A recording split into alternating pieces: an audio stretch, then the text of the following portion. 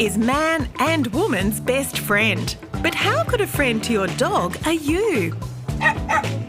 Are our dogs really happy? And can we use science to make them happier? To find out, we recruited 3 regular dog owners. Hi, I'm Claudia, and this is my dog Poppy. Hi, I'm Leanne, and this is little Roxy. This is Angus, and I'm Matt. We formed a team of experts and set up a daunting task. How would you like it if your dog could search and locate your keys or phone anywhere in your house? Well, this is your task. You're going to train your dog to do this at home. Our aim? To use this challenge and the latest science to supercharge their canine communication skills and develop a happier relationship with their dogs. In part 1, the emphasis was on the dog, on communicating more clearly. So the first thing we're going to teach your dogs is what's known as a bridging reinforcer, or a bridge. Yes! This is great. Yes! Perfect. And learning to read what they're saying to us. The whole body shake is a very good sign that the animal is stressed. This time the focus is back on us, how our personalities impact dog happiness. People scoring higher in neuroticism tend to use excessive commands. It's an overload of information for the dog. And new technology helping you become the best possible life coach for your pet. It is the first app of its kind in the world designed to monitor and maximise your dog's quality of life or its happiness. It's all part of a new science dubbed dogmanship. I'm passionate about dogmanship simply because it turns the lens on the humans. But will it be enough to turn untrained pets into household sniffer dogs Roxy, get the phone. in just 2 weeks?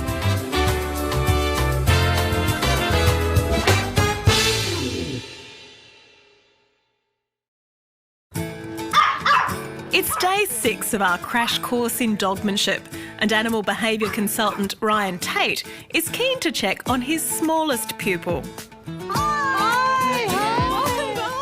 Roxy has already wowed Ryan with her progress so far. She's successfully formed what's called a bridge in her brain. This means when Leanne says the bridge word yes, Roxy gets a rush of pleasure because food is coming. Beautiful. Good girl. Leanne has then used this new way of communicating with Roxy to encourage her to target her phone. Any look towards it, movement towards it, I want you to bridge and reward her. So it's like a game of warm and colder. Yes. Oh. Okay. Alrighty, thank There you you. Today, Ryan wants to see how they got on with their homework, which was to add a cue, the phrase, get the phone. Get the phone.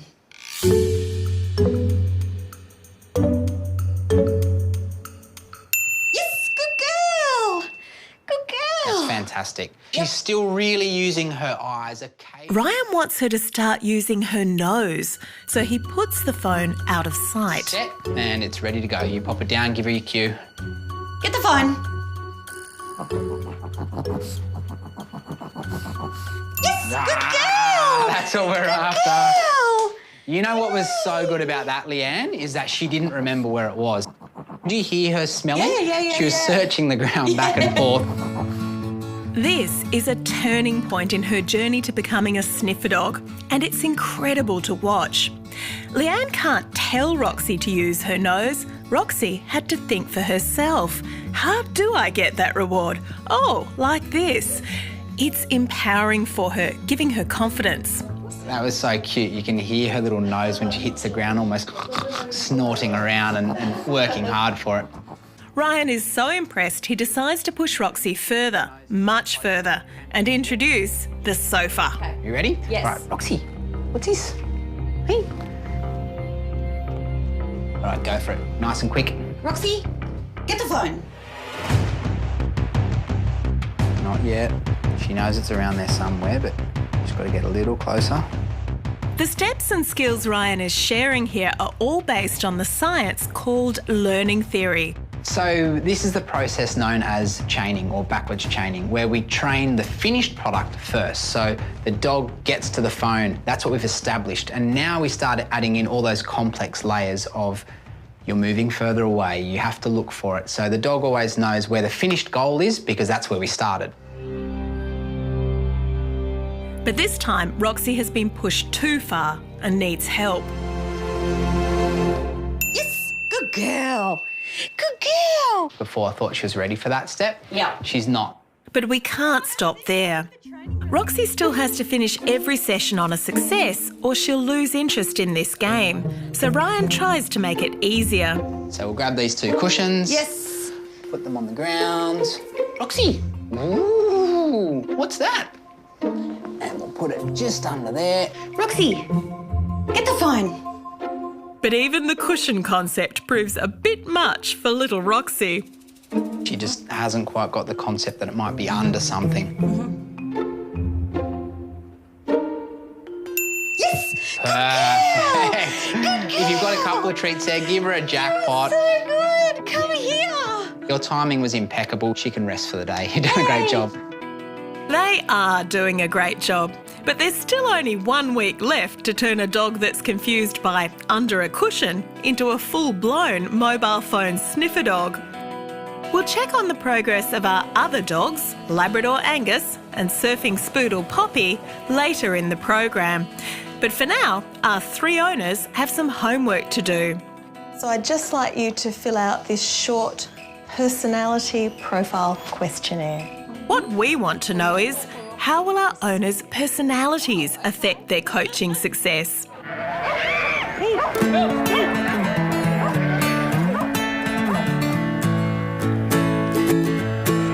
To find out more about how personalities impact dogs, we've headed out of town to Brook Sheep Station, a demonstration farm where they know a lot about dogmanship. Right up, Betty, right up. It's just wonderful to watch. Great communication, great coaching, and dogs who are obviously happy in their work. With me is Dr. Elissa Payne. She's part of the Dogmanship Science Research Team at Sydney University, who've been conducting a national working dog study of dogs and their handlers. I've been investigating how dog handler personality influences how they train dogs and whether this influences their overall success as a team. Bell, speak!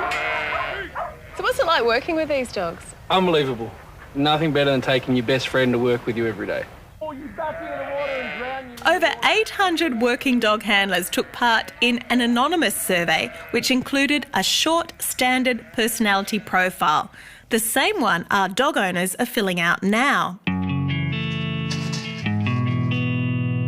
It assesses someone's agreeableness, their conscientiousness, their extroversion, neuroticism and openness to experience, the big 5. The survey also asked questions about how they train. Over. Stop. Stop. So this is one of our young dogs. When he was about 3 months old, he started with the ducks. Then we moved them onto sheep. Stop. Stop. We found 2 main things. One of those was that people scoring higher in agreeableness were less likely to use punishments such as verbal correction, such as, no, and things like that. Over. Around. Well, it's important because excessive use of punishments has been shown to elicit more stress in dogs, which can manifest in decreased learning, higher cortisol concentrations, and just overall compromised welfare. If you just say no, no, no, no, they're going to freak out and they're going to run away, pretty much, and not want to work. Our second finding had to do with conscientiousness. More conscientious handlers were more consistent with their ideas and their behaviour towards training, which is great, but they were also more likely to train their dogs for extended durations in time, which, can be a bit counterproductive because it's been shown that shorter, sharper sessions result in enhanced learning. Good boy. Stop. Good boy. While Elissa found these 2 traits were important, another study looked at neuroticism, which is a tendency to low mood or anxiety.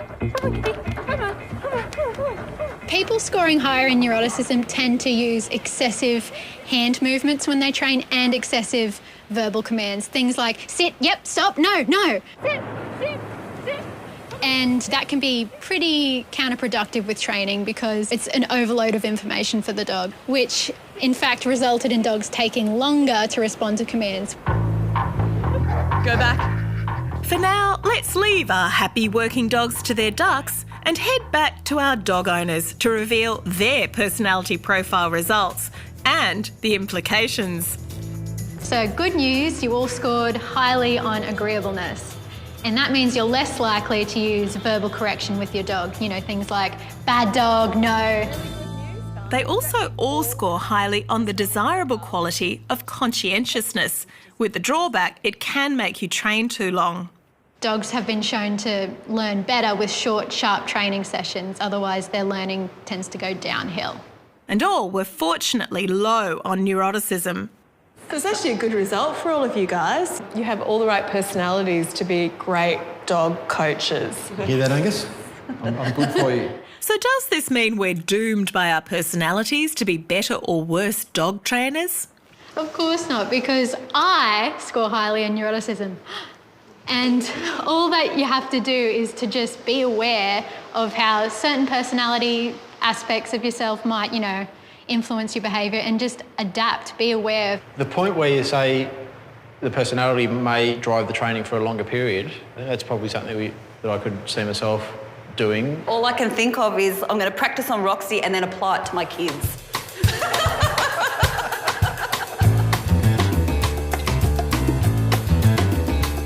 And new science is revealing even more ways we can adversely impact our dogs via our emotions. Dogs have perhaps a unique ability to read human emotional cues. In this recent study by dog cognition researcher Natalia Albuquerque, dogs looked at pairs of faces, one happy, one angry. When scientists then played a happy or angry voice in an unfamiliar language, the dogs turned to look more at the face that matched the tone of the voice. This is very significant because it suggests that dogs have internal cognitive representations of our emotional expression. I find this very exciting, especially because this interspecies emotional recognition has ever only been shown in humans. As Natalia's groundbreaking follow-up study is revealing, that means our emotional state can have a profound impact on a dog's ability to learn. Dogs were exposed to an angry person or a happy person and then taught a new task.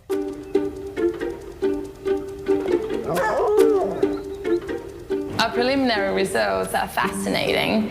When dogs were exposed to an angry person, it took them longer to solve the task, which may suggest that the exposure to an angry emotional display potentially slowed down learning. It points out how important it is to be careful about our own feelings and emotional expressions if we want to be a good life coach for our dogs. On the flip side, the benefits of positive emotions have also been revealed. In this extraordinary study, conducted by scientists from the famous Family Dog Research Project in Budapest. Amazingly, the scientists have taught dogs to lie perfectly still in a brain scanner. They achieved this almost miraculous feat through the same learning theory methods we're teaching our owners. The scientists then played the sounds of humans praising the dogs. Good dog, good dog. And watched as the dogs' pleasure centres lit up like Christmas trees. Even more amazing, the dog brains only responded positively when the tone of the voice matched the meaning of the words used. It seems our genuine praise makes dogs happy.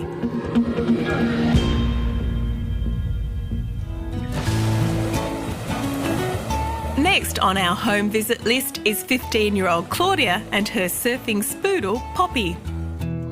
How are their communication skills developing in their quest for Poppy to become a wallet-seeking sniffer dog?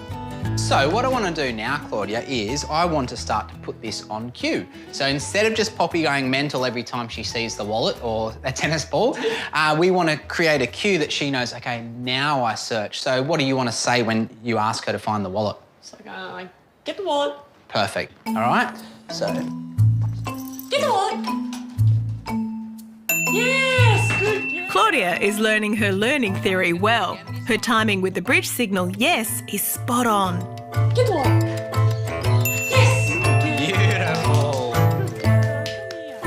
And Poppy has learned yes means she gets her favourite reward, the ball. You've been doing your homework. Yeah. It's rare for a 15-year-old girl. I know, it's And like Leanne found last week with Roxy, Claudia is noticing another profound change in Poppy. Just like we're more bonded or connected. It's always so positive, everything that we're doing, so it makes our relationship together just all positive, and yeah, I like it. It's very cute. Now for Ryan's problem couple, Matt and Angus. Last visit, Angus really worried Ryan because he hadn't progressed. So obsessed by the chicken, he won't switch his attention to the keys. It's like his food drive is so high, he actually can't think in the presence of food. Let's see if Matt has managed to solve Angus's chicken fixation. Where are the keys? Yes! Good boy. Good boy. Good boy.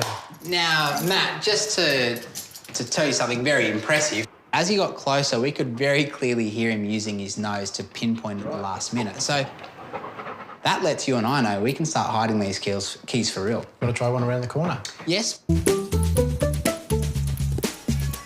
Where are the keys? This time, even Matt doesn't know where the keys are. Naturally, he went back to where they were before, which is fine.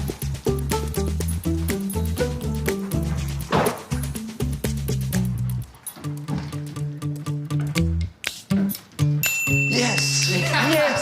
Yes!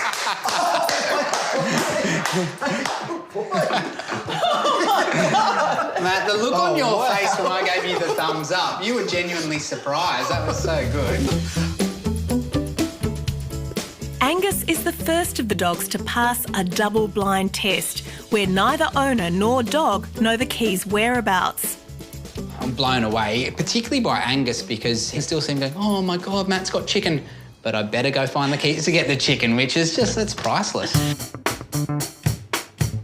1 week down and 1 to go. They've all had breakthroughs, but they're still a long way from becoming true household sniffer dogs. And Roxy is still flummoxed by the concept that a missing phone could be under a cushion or anywhere but the floor. So far in our Science of Dogmanship specials, we've worked on better canine communication and listening skills and being mindful of how our own behaviour impacts dog happiness. Now we're asking the bigger question: how happy is your dog overall? And can you help it be happier?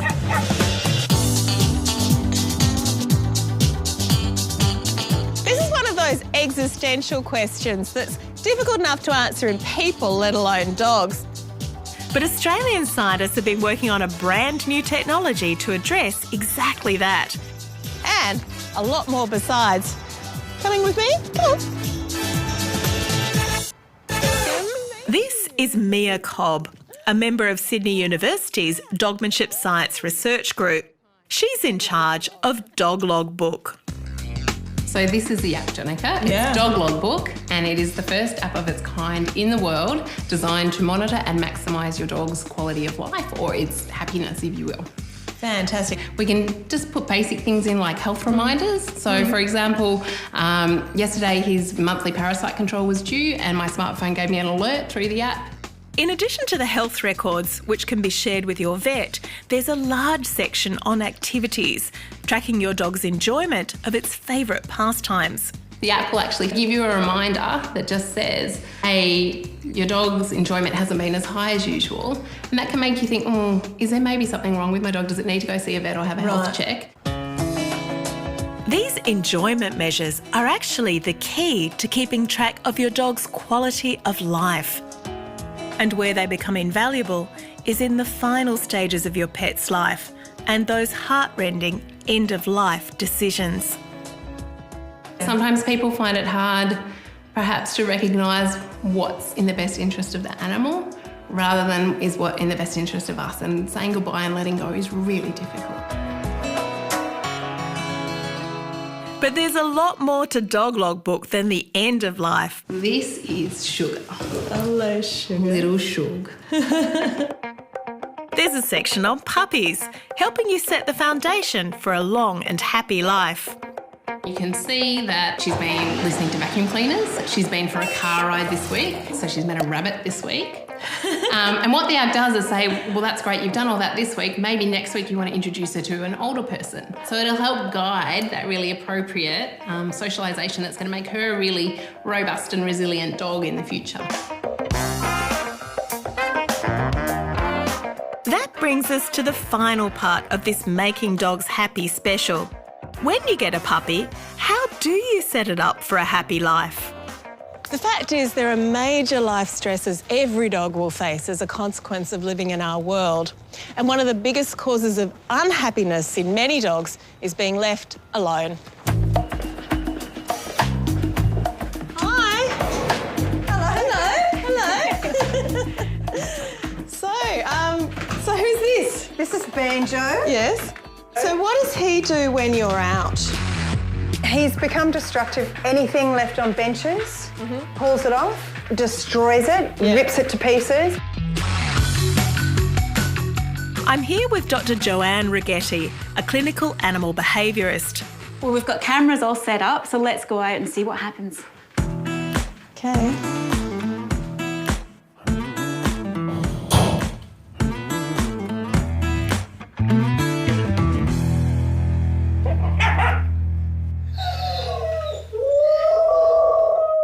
Definitely howling, he's barking, which is symptoms of separation anxiety. Were you aware that he does No, this? I just thought that he might bark a little bit, but then he'd just get into the destructive mode. But this, to me, he seems more upset. Hello. Treating dogs who struggle with being home alone is a major part of Dr. Righetti's practice.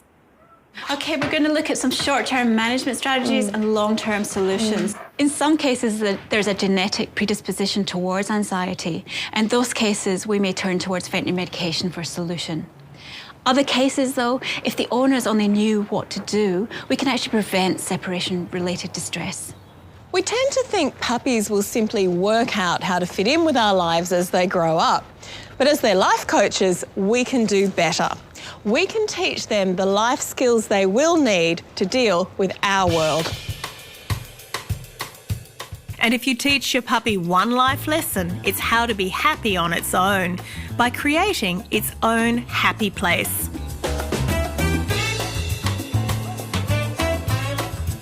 So this is crate training, and I reckon it's one of the best life gifts you can give your puppy.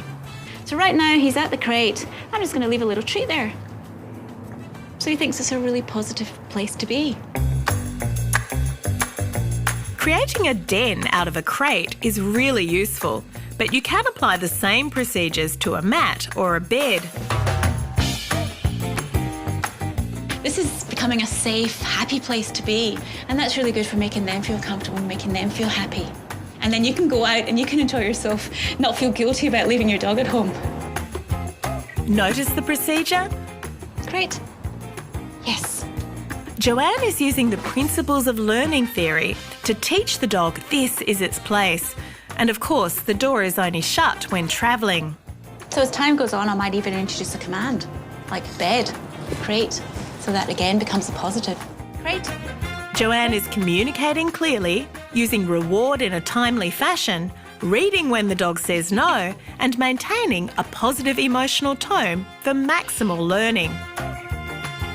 In fact, all the canine coaching skills we've been learning throughout the program are exactly the same techniques required to teach dogs the life skills they will need to live happily in our world. Like walking on a lead, coming when called, and being relaxed alone.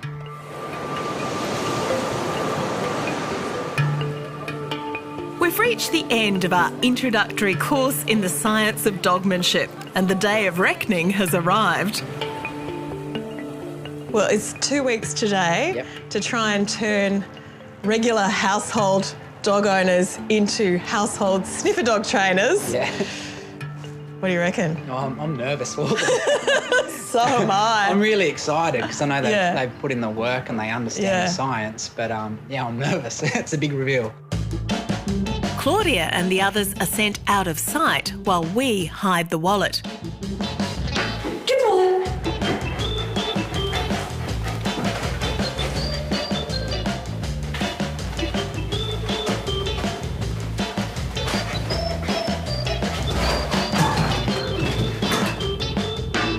Yes, good girl. Good girl.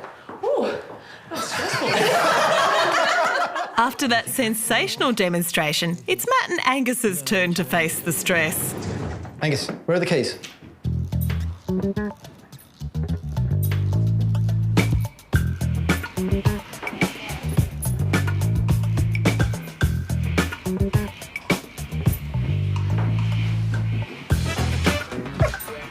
Let's have a look. Let's have a look. Let's have a look.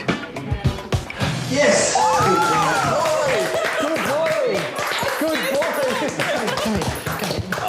Good boy! Good boy! Oh, yeah, good boy. Yeah, it's good, eh? Yeah. Good boy. Oh, I'm nervous now. 2 successes, 1 to go. So she can get in there. Yeah, that's fine. Roxy, where's the phone?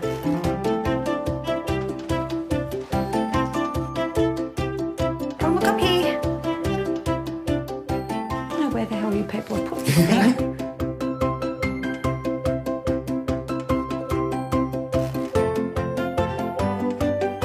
Good girl, good girl. Man, she worked hard. She did work hard. And even when the challenge got tough, amazingly, Roxy, the dog who couldn't stop shaking with nerves on day 1, has the newfound confidence to stick with it. We hoped the skills learned in this process would make their dogs happier. So, has it? I've had the best time. She's so much calmer now and peaceful and happy. It's amazing. I think I'll be able to tell if he's happy now. It does seem that even in 2 weeks, the science of dogmanship can unlock a new level of communication and happiness for you and your dog. Really, the sky's the limit. They know how to read their dog, they know how to make them happy, so it's up to them. Dogmanship is all about getting more happy dogs. And if we get that outcome, then I'd be a very happy vet. If you'd like to know how to teach your dog to be a sniffer dog, check out the Catalyst Facebook page. I got up in the morning. Where were my keys in the morning? I'd actually forgotten where I'd put them. And so I asked Angus, and he actually found them. That's so cool.